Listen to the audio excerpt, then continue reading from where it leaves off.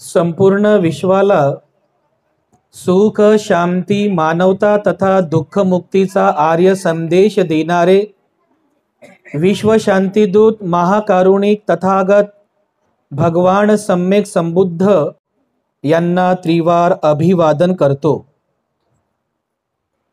तथागत सम्यक संबुद्धांनी समग्र मानवजातीच्या दुःखमुक्तीसाठी उपदेशिलेला महान सद्धम्म अर्थात बौद्ध धम्म तथा या सद्धम्माचा अविरतपणे प्रचार आणि प्रसार करणारा तथागतांद्वारा स्थापित सदा पूजनीय भिक्खू संघ, या पूजनीय भिक्खू संघाला त्रिवार अभिवादन करतो। ज्यांच्या अथांग अमर्याद त्याग प्रभावामुळे या भारतभूमीला बुद्धभूमीचे रूप पुन्हा एकदा प्राप्त झालं, असे बौद्ध धम्माचे पुनरुद्धारक, तुम्हा आम्हा सर्वांचे उद्धार करते प्रज्ञा सूर्य बोधिसत्व डॉक्टर बाबासाहेब आंबेडकर यांच्या समग्र धम्मक्रांतीमध्ये जीवनाच्या शेवटच्या श्वासापर्यंत समर्पित राहून। आजच्या या मंगलमय प्रसंगी गाव बोर्डी, बरोबर आहे ना, तालुका अकोट, जिल्हा अकोला, या बोर्डी गावामध्ये आजचा हा धम्मसंस्कार आपण संपन्न करीत आहोत।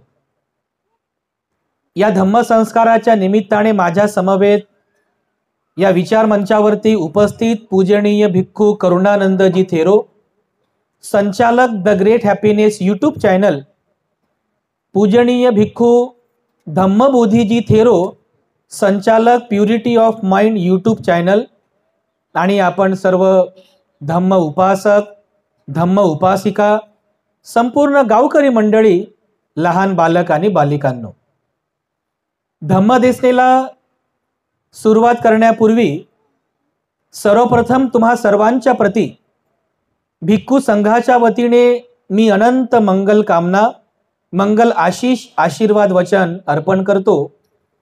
विशेष करून राजाने परिवाराप्रती, की ज्यांच्या परिवारामध्ये संपन्न होत असलेल्या या पुण्यानुमोदन तथा प्रथम पुण्यस्मरण दिनाच्या निमित्ताने, ज्यांचा आपण आज प्रथम पुण्यस्मरण दिन संपन्न करीत आहोत, अशा मातोश्री स्मृतिशेष सुमनाई यशवंत राजाने या आईंच्या प्रथम स्मृती दिनाच्या निमित्ताने परिवाराने आजचा हा धम्मसंस्कार या ठिकाणी आयोजित केलेला आहे। तेव्हा याही निमित्ताने मी संपूर्ण राजाने परिवारातील आपण सर्व नातेवाईक, मित्रमंडळी, हितचिंतक, गावकरी मंडळी, आपल्या सर्वांप्रती मी पुनश्च एकदा अनंत मंगल कामना, आशीर्वाद वचन अर्पण करतो। उपस्थितांनो, भगवान बुद्धांनी ध्यान, मनन, चिंतन करून या मानवी जीवनातील सत्याचं आकलन केलं। ध्यान, मनन, चिंतन करून, संशोधन करून या मानवी जीवनाचं रहस्य जाणलं। या मानवी जीवनामध्ये घडणाऱ्या सत्यांचं आकलन त्यांना झालं। भगवान बुद्धांनी त्या सत्यांचं आकलन करून त्यामधून आपण आपलं जीवन कसं सुखपूर्वक जगावं याचा उपदेश भगवान बुद्धांनी केलेला आहे। त्याला आपण सद्धम्माचा उपदेश म्हणतो। आणि प्रत्येकाला असं वाटतं की माझं जीवन हे सुखी व्हावं, माझ्या जीवनामध्ये कोणत्या प्रकारचं दुःख येऊ नये, मला कोणतं दुःख येऊ नये, असं प्रत्येकाला वाटतं। मग तो आमच्यासारखा संन्यासी असो, गृहत्यागी असो, की तुमच्यासारखा पारिवारिक किंवा गृहस्थ व्यक्ती असो, या पृथ्वीवर जन्मास येणाऱ्या प्रत्येक मनुष्याला वाटतं की माझं जीवन हे सुखी झालं पाहिजे, बरोबर आहे ना?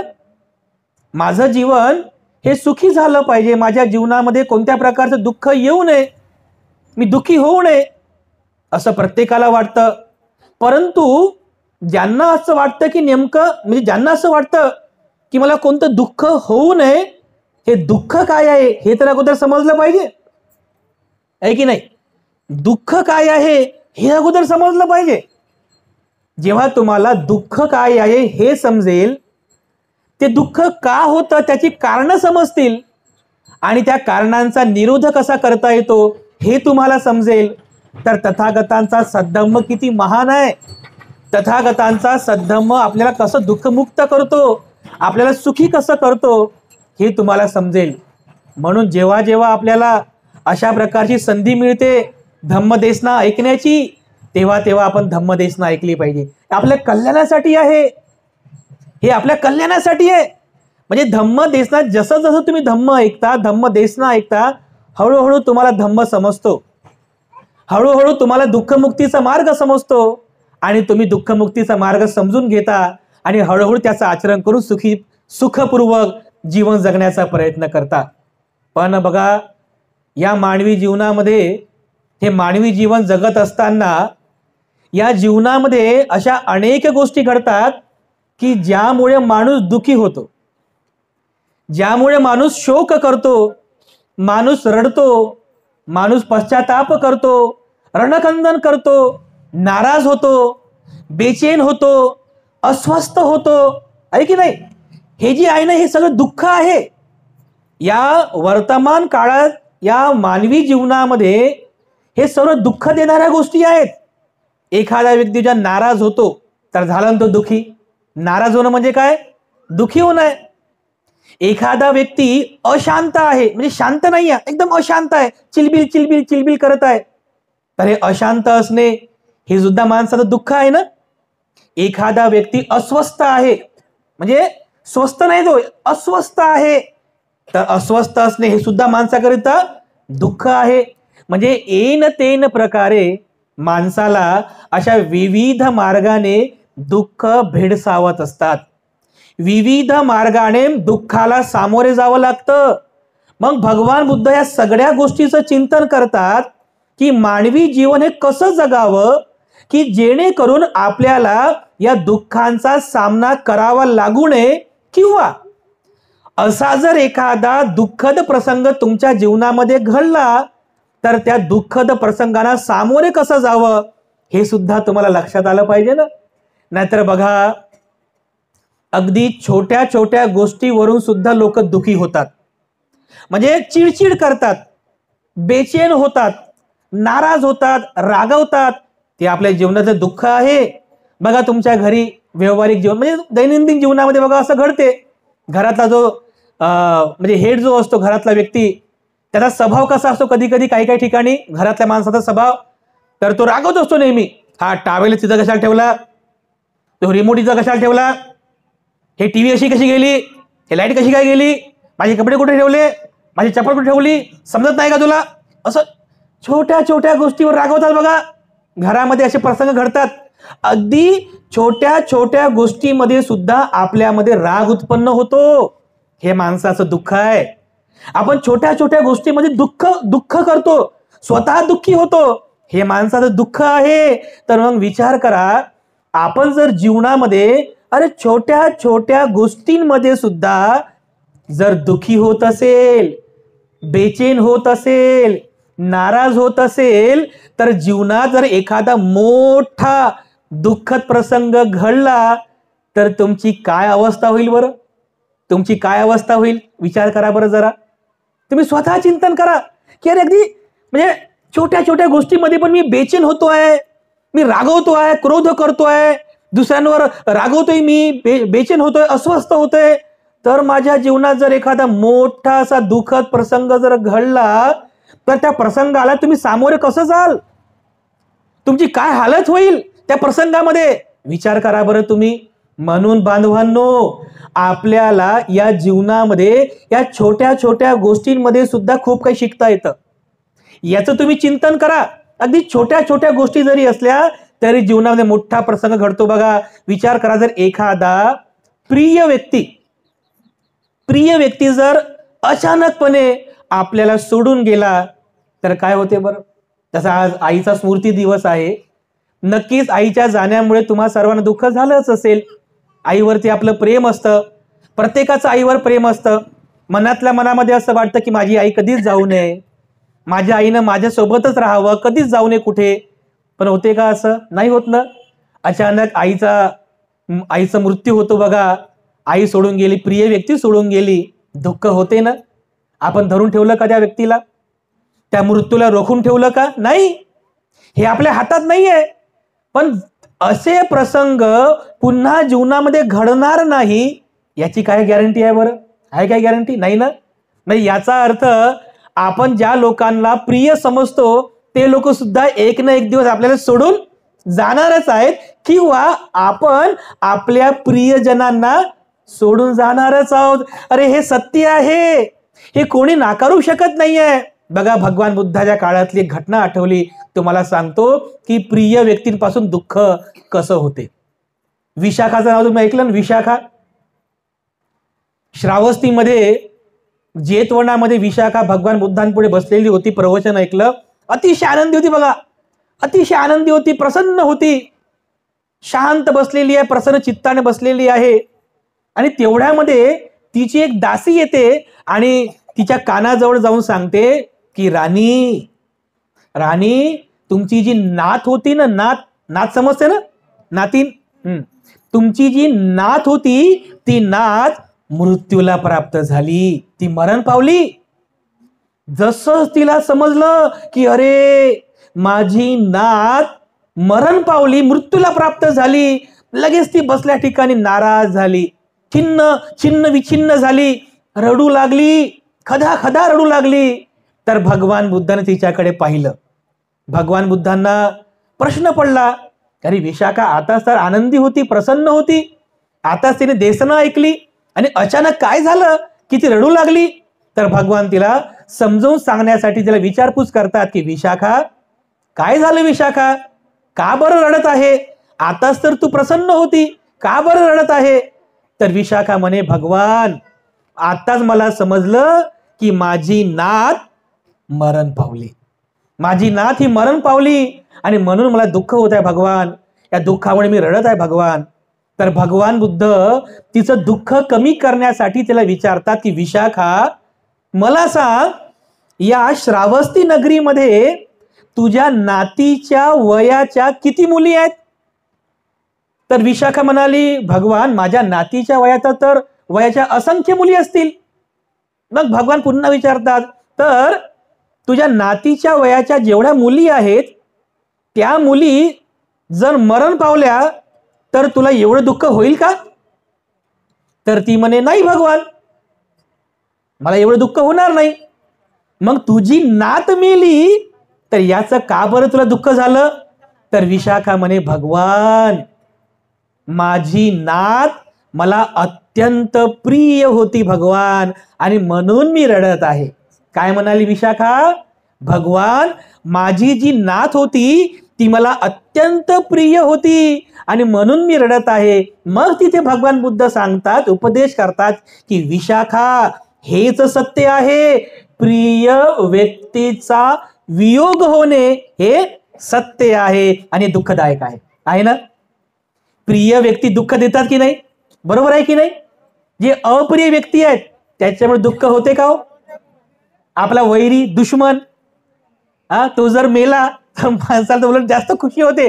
बरं झालं म्हणतात, मेला, बरं झालं, जीवन जगून काही फायदा नव्हता, म्हणतो की नाही आपण मनातल्या मनामध्ये असं. पण जर प्रिय व्यक्ती मरण पावली तर प्रिय व्यक्तीचं वियोग होणे दुःखदायक आहे की नाही? जसं आई आपल्या सर्वांना प्रिय होत्या, प्रिय व्यक्तीचा वियोग झाला, नक्कीच दुःख होते. पण मला सांगा, प्रिय व्यक्तीचा मृत्यू आपण रोखून धरू शकतो का? नाही धरू शकत. किंवा अप्रिय व्यक्तीच्या संयोगापासून सुद्धा आपण दूर जाऊ शकतो का?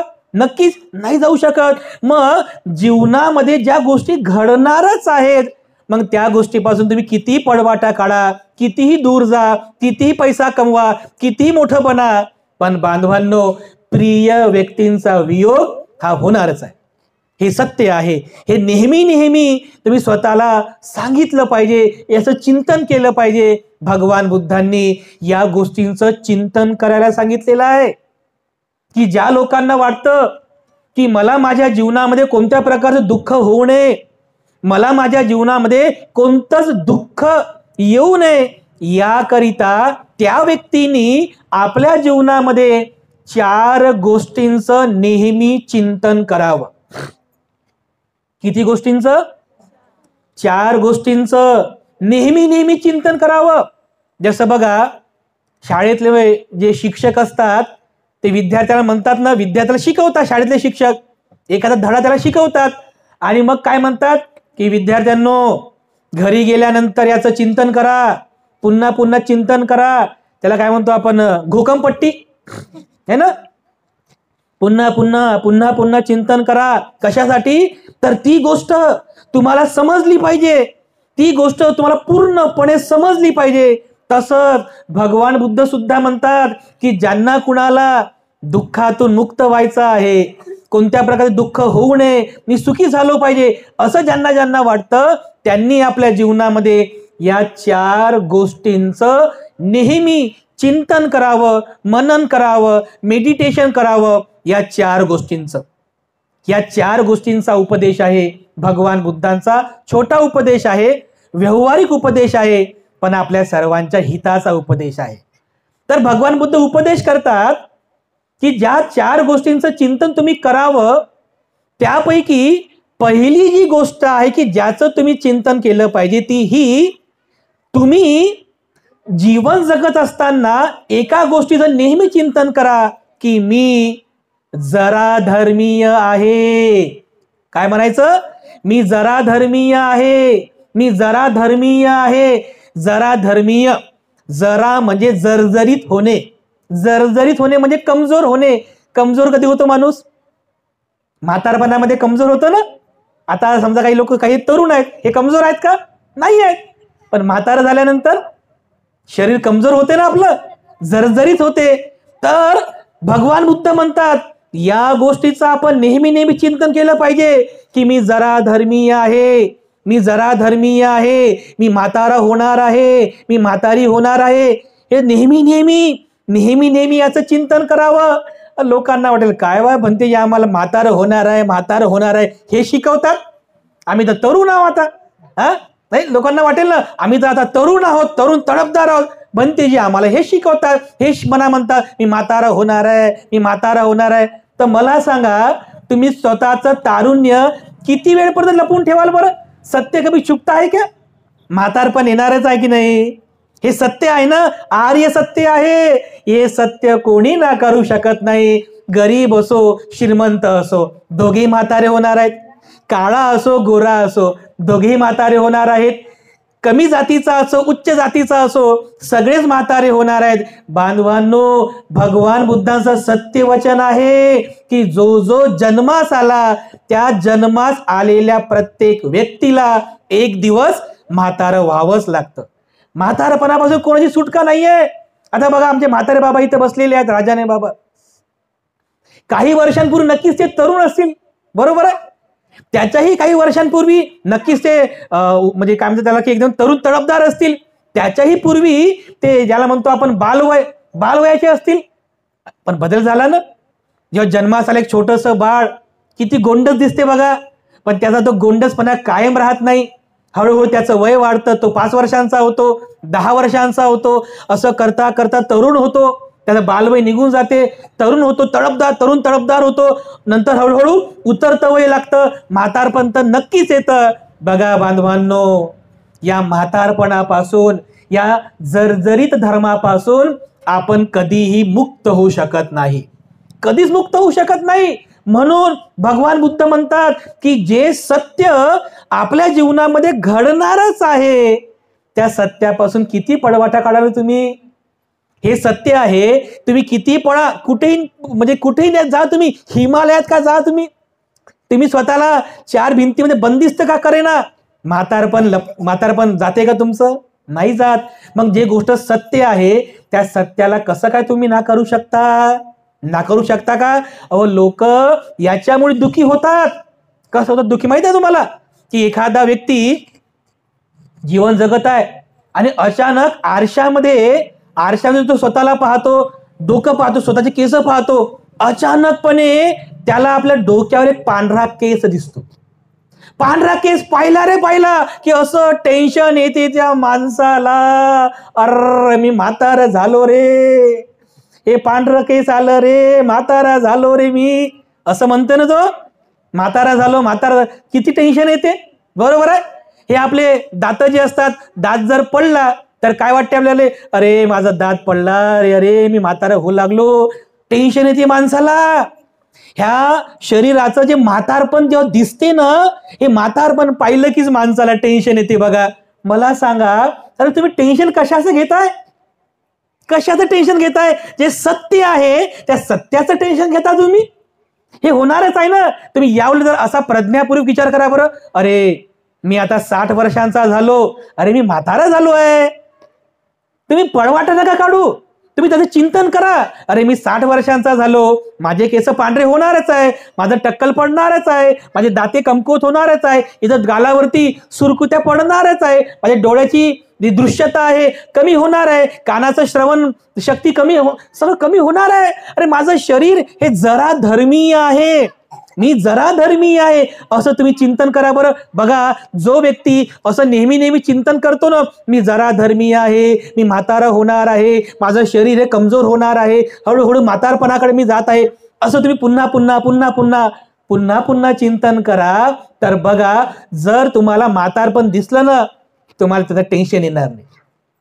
कारण तुमच्यामध्ये जी प्रज्ञा जागृत केली तुम्ही, खरं आहे, सत्य आहे, माझं वय झालं, म्हातारपण आलं, हे सत्य आहे. तुम्ही मोठ्या मनाने ते म्हातारपण स्वीकार करता, तुम्हाला टेन्शन येत नाही, तुम्हाला त्याचं दुःख होत नाही, बरोबर आहे की नाही. तर तुम्ही काय करायचं, आपल्या जीवनामध्ये या भगवान बुद्धाने सांगितलेल्या या 4 गोष्टींपैकी या एका गोष्टीचं नेहमी नेहमी चिंतन करा, त्याचं मेडिटेशन करा की मी जरा धर्मीय आहे, मी म्हातारा होणार आहे, माझं शरीर कमजोर होणार आहे, कमकुवत होणार आहे, मी म्हातारा होणार नाही, असं तुम्ही नेहमी नेहमी चिंतन करा. बघा, असं जर तुम्ही नेहमी नेहमी चिंतन केलं तर म्हातारपणाचं दुःख तुम्हाला कधीही होणार नाही. समजलं? पहिली गोष्ट.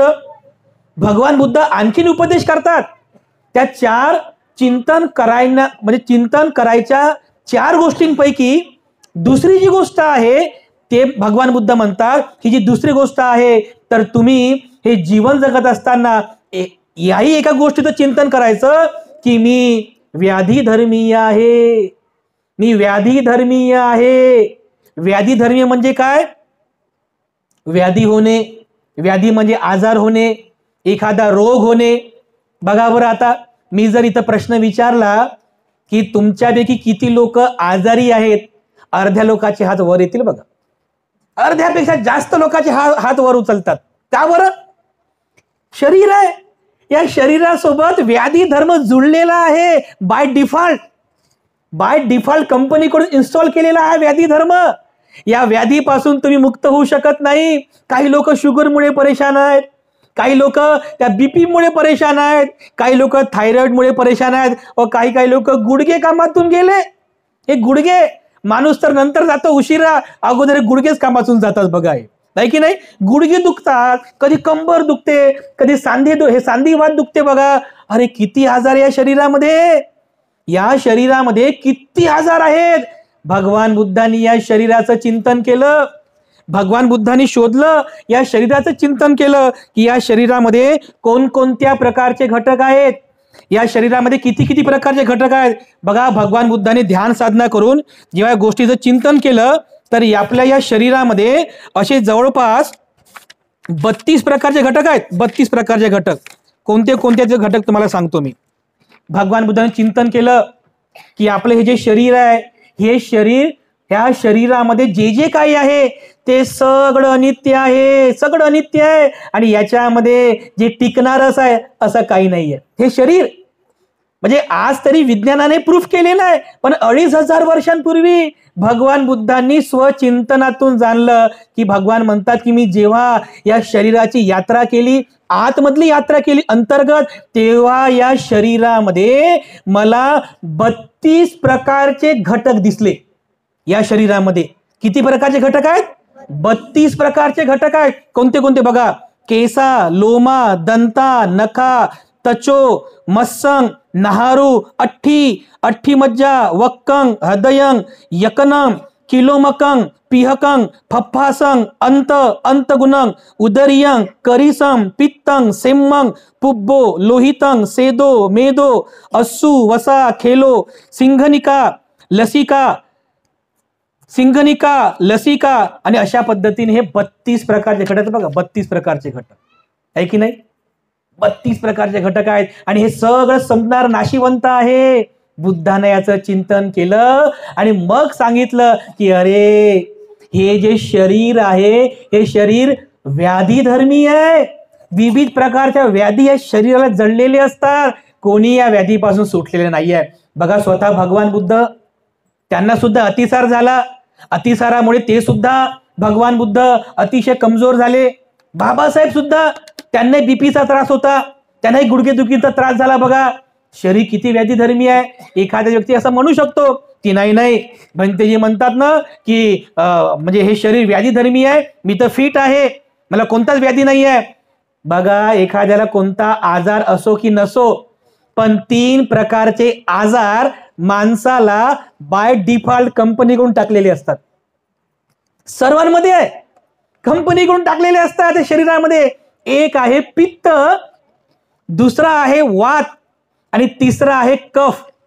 हे 3 आजार या शरीरामध्ये फसलेले आहे, म्हणजे डिफॉल्ट केलेले आहेत, इन्स्टॉल केलेले आहेत. आणि जे जे कोणते तुम्हाला मोठे आजार होतात ना, हे सगळे आजार एक तर कफामधून होतात, कफ प्रवृत्तीमधून होतात, किंवा पित्त प्रवृत्तीमधून होतात, किंवा वात प्रवृत्तीमधून होतात. हे 3 जे प्रवृत्ती आहेत, कफ प्रवृत्ती, पित्त प्रवृत्ती आणि वात प्रवृत्ती, हे 3ही आजार बाय डिफॉल्ट या शरीरामध्ये आहेत बांधवांनो. म्हणून हे शरीर व्याधीधर्मी आहे. या शरीराला विविध प्रकारचे आजार होतात. तर मग विचार करा की जर एखादा सामान्य व्यक्ती आजारी पडला तर तो किती टेन्शन घेतो, साधा आजार जडला, अरे आता माझं काय होते, मी मरतो की काय, अरे हा कसला रोग आहे. ज्याला डोकेदुखी आहे तो म्हणतो की अरे बाप्पा दुसरा कोणताही आजार होऊ दे पण डोकेदुखी नको, म्हणतो की नाही आपण.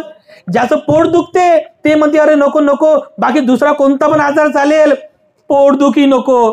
काही लोकांचे गुडघे दुखतात तर तो काय म्हणतो, बाकी सगळे आजार चालतील, अरे कॅन्सर पण चालेल पण एक गुडघेदुखी नको. म्हणजे प्रत्येकाला आपापला जो आजार आहे हा दुःखदायक वाटतो की नाही इतरांपेक्षा.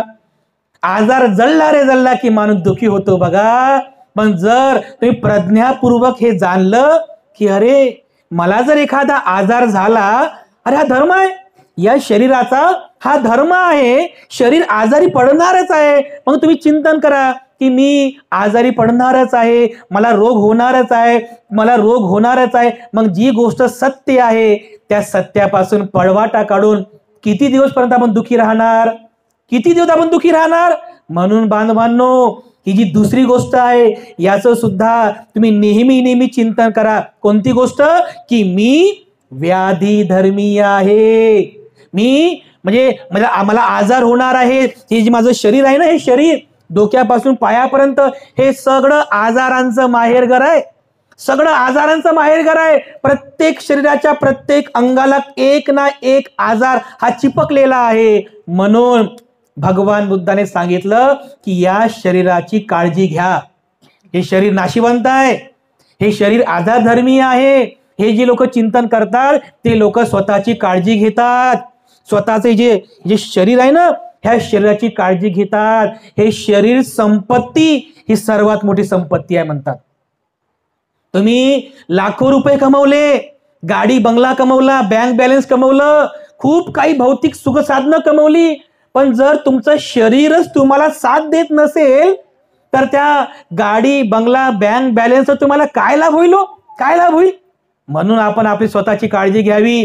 तर भगवान बुद्धाने सांगितलेलं आहे, आरोग्य परमं लाभा. स्वतःला आरोग्यवान बनवण्यासाठी स्वतःची काळजी घ्या, स्वतःच्या शरीराची काळजी घ्या, स्वतःच्या या शरीर संपत्तीला जपा. आणि म्हणून भगवान बुद्ध सांगतात की हे मानवी जीवन जगत असताना आपण या दुसऱ्या गोष्टीचं सुद्धा नेहमी चिंतन करावं की माझं शरीर हे व्याधी धर्मीय आहे. त्यानंतर तिसरी गोष्ट सुद्धा भगवान बुद्ध शिकवतात. तिसऱ्या गोष्टीचं सुद्धा चिंतन आपण करावं. तर भगवान बुद्ध म्हणतात की हे मानवी जीवन जगत असताना आपण नेहमी आणखीन एका गोष्टीचं चिंतन केलं पाहिजे. ते म्हणजे की मी मृत्यू धर्मीय आहे. मृत्यू धर्मीय, मी मृत्यूकडे जाणार आहे.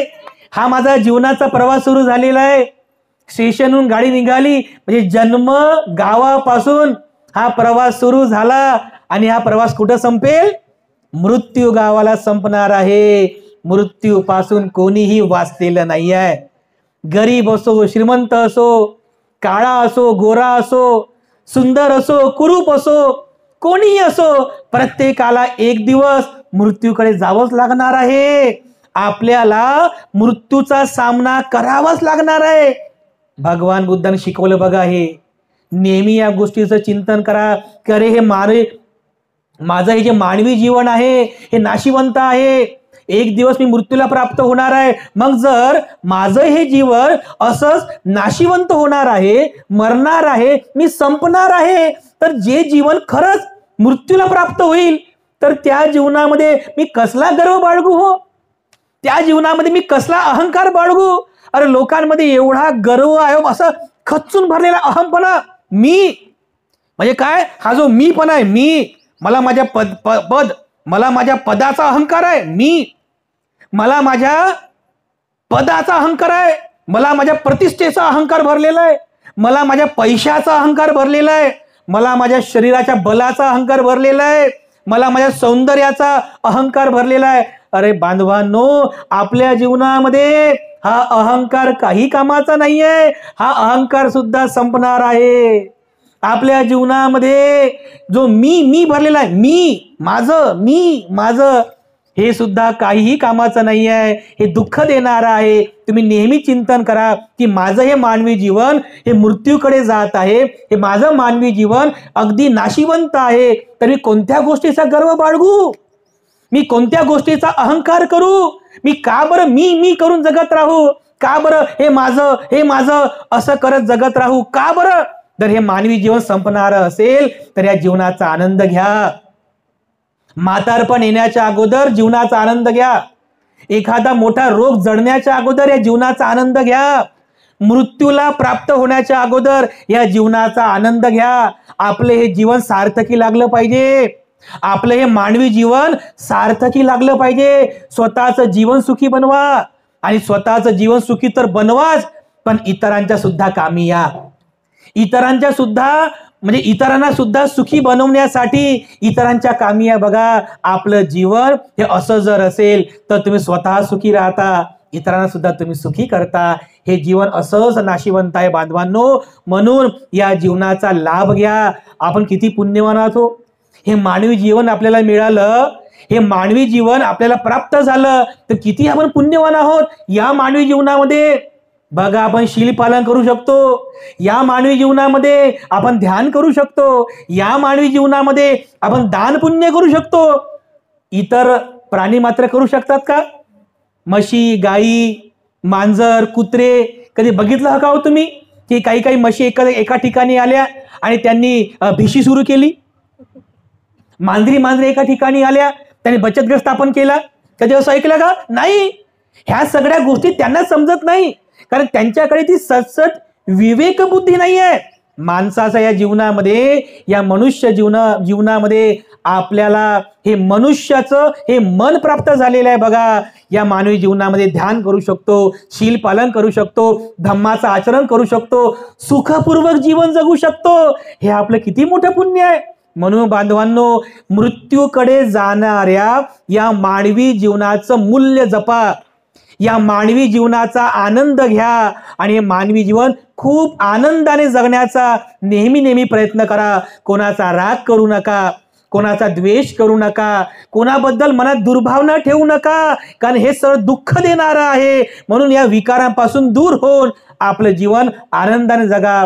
त्यानंतर बुद्ध चौथी गोष्ट सांगतात, चौथ्या गोष्टीचं चिंतन करायला सांगतात. ती म्हणजे आपण असं चिंतन केलं पाहिजे की माझं हे जीवन अनित्य आहे, माझं हे जीवन अनित्य आहे. जे जे काही या जीवनामध्ये उत्पन्न होते ते एक दिवस नष्ट होणार आहे, हे तुम्ही नेहमी नेहमी जाणलं पाहिजे. जे जे जन्मास येते ते एक दिवस मृत्यूला प्राप्त होणार आहे, असं तुम्ही जाणलं पाहिजे.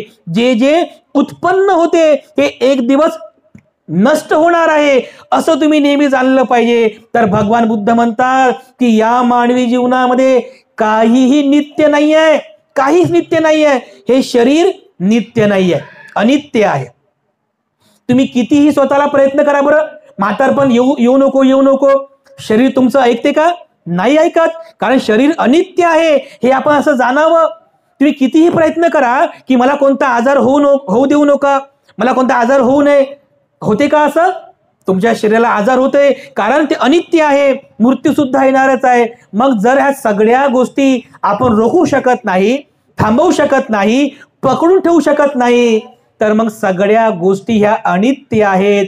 तर तुम्ही नेहमी नेहमी चिंतन करा की माझं हे मानवी जीवन अनित्य आहे, हे मानवी जीवन अनित्य आहे. भगवान बुद्ध म्हणतात की जेव्हा एक व्यक्ती आपल्या जीवनामध्ये असं चिंतन करतो की या जीवनात उत्पन्न होणारे सगळे संस्कार हे अनित्य आहे, सगळे संस्कार अनित्य आहे, सर्व संस्कार अनित्यपणे जाणतो, तर त्याला दुःख होत नाही.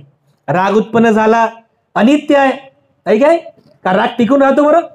राग आला आणि गेला, अनित्य आहे. द्वेष उत्पन्न झाला लगेच नष्ट होतो, ते सुद्धा अनित्य आहे. दुर्भावना उत्पन्न झाली, अनित्य आहे, उत्पन्न झाली की लगेच नष्ट होते. पण ती दुर्भावना, तो राग, तो द्वेष पुन्हा उत्पन्न होऊ नये, त्या रागाला, त्या द्वेषाला, त्या दुर्भावनेला समूळपणे नष्ट करून टाकावं. तेच तर मानवी जीवनाचं खरं सुख आहे. अनित्यावत संखारा, सगळे संस्कार अनित्य आहे. अनित्यावत संखारा, सगळे संस्कार अनित्य आहे. उपाद वयो धम्मिनो, उपाद म्हणजे उत्पन्न होणे, वय म्हणजे नष्ट होणे. उपाद वयो धम्मिनो, उत्पन्न होणे, नष्ट होणे, हा यांचा धर्म आहे. उपजित्वा निरुज्जन्ति, पण एकदा का हे एकदा का हे संस्कार उत्पन्न झाले आणि समूळ नष्ट झाले, पुन्हा कधी उत्पन्न होणार नाही. तर तेच तर ते संग समो सुखो, तेच तर मानवी जीवनाचं खरं सुख आहे. आणि आपल्याला हेच तर सुख प्राप्त करायचं आहे. त्यामुळे बांधवांनो, भगवान बुद्धाने सांगितलेल्या या 4 गोष्टींचं चिंतन नेहमी नेहमी करा. मी जरा धर्मीय आहे, या गोष्टीचं चिंतन करा. मी व्याधी धर्मीय आहे, या गोष्टीचं चिंतन करा. मी मृत्यू धर्मीय आहे, या गोष्टीचं चिंतन करत चला. आणि माझं हे जीवन अनित्य धर्मीय आहे, असं सुद्धा चिंतन करत चला. नक्कीच आपल्या जीवनामध्ये या सगळ्या गोष्टीमधून उत्पन्न होणारं जे दुःख आहे ते दुःख कधी होणार नाही. आणि यदा कदाचित जर तुम्हाला दुःख झालं तर प्रज्ञापूर्वक कमी वेळेमध्ये लवकरात लवकर या दुःखातून तुम्ही बाहेर पडता आणि सुखपूर्वक तुम्ही जीवन जगता, कारण आपला सर्वांच्या कल्याणाचा मार्ग आहे. तर मी आजच्या या पुण्यानुमोदनाच्या कार्यक्रमाच्या निमित्ताने पुनश्च एकदा राजाने परिवाराप्रती मंगलकामना अर्पण करतो. मातोश्रींच्या प्रथम स्मृती दिनाच्या निमित्ताने त्यांच्या नामरूप स्कंदाला, पंच उपादान स्कंदांना सुगती प्राप्त व्हावी अशी मंगलकामना या ठिकाणी व्यक्त करून या ठिकाणी थांबतो. सर्वांचं मंगल हो, सर्वांचं मंगल हो.